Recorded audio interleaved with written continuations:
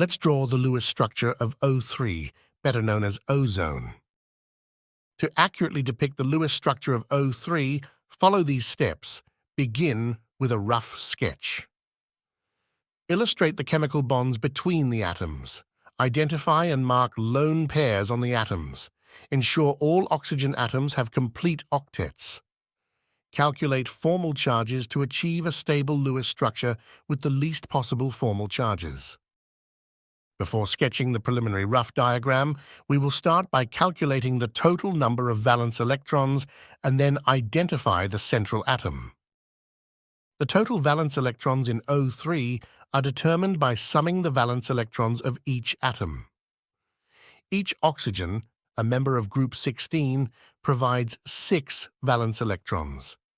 With 3 oxygen atoms in O3, the total valence electrons calculation is 6 for 1 oxygen multiplied by 3, resulting in a total of 18 valence electrons for O3.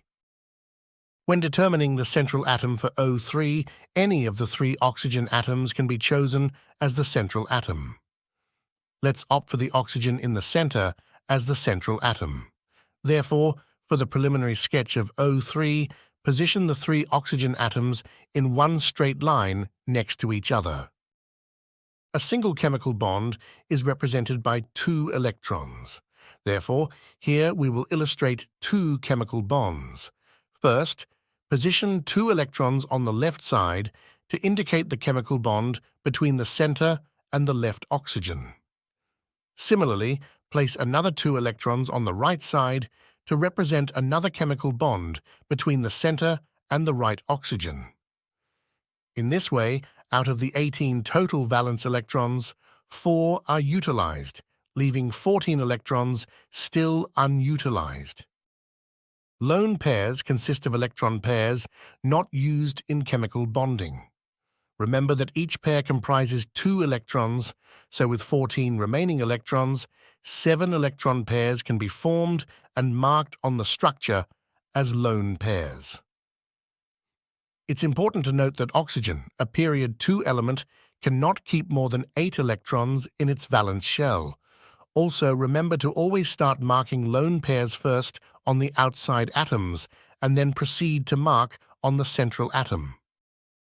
In O3, the 2 outer left and right oxygen atoms each acquire 3 lone pairs, while the central atom, positioned at the center, receives 1 lone pair, given that we only have 7 lone pairs to allocate on the structure. It is noticeable that the octet is complete on the outer left and right oxygen atoms, but not on the central atom, the one at the center. Therefore, let's shift our attention to completing the octet for the central atom, the center oxygen. Once again, remember that oxygen is a period 2 element and cannot hold more than 8 electrons in its valence shell. The center oxygen atom already possesses 6 valence electrons and requires 2 more to complete its octet. Therefore, we will convert 1 lone pair from the left oxygen atom and transfer it to the center oxygen atom to form a chemical bond. Now it is evident that each oxygen atom forms an octet. Thus, the octet rule is satisfied, and we can proceed further to check the formal charge to determine the stability of the structure.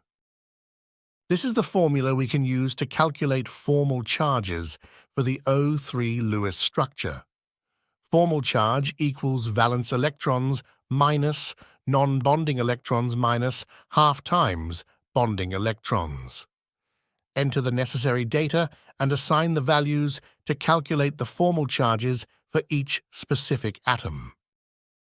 For left oxygen atom, valence electrons are 6, non-bonding electrons are 4, and bonding electrons are also 4. So the formal charge will be equal to 6 minus 4 minus half times 4, which equals to 0. For center oxygen atom, valence electrons are 6, non-bonding electrons are 2, and bonding electrons are 6. So the formal charge will be equal to 6 minus 2 minus half times 6, which equals to plus 1. For right oxygen atom, Valence electrons are 6, non-bonding electrons are 6, and bonding electrons are 2. So the formal charge will be equal to 6 minus half times 2, which equals to -1. The formal charges on oxygen atoms have been marked, and they are closer to 0. Therefore, this structure is the preferable, most stable Lewis structure of O3. To represent a pair of bonding valence electrons, simply replace 2 dots with one horizontal line. On the left, where there are 2 pairs of electrons, draw 2 horizontal lines, and on the right side, draw 1 horizontal line. This indicates that the center oxygen is double bonded with the oxygen atom with 2 lone pairs and is single bonded with the oxygen atom having 3 lone pairs. So that's how you draw the Lewis structure for O3.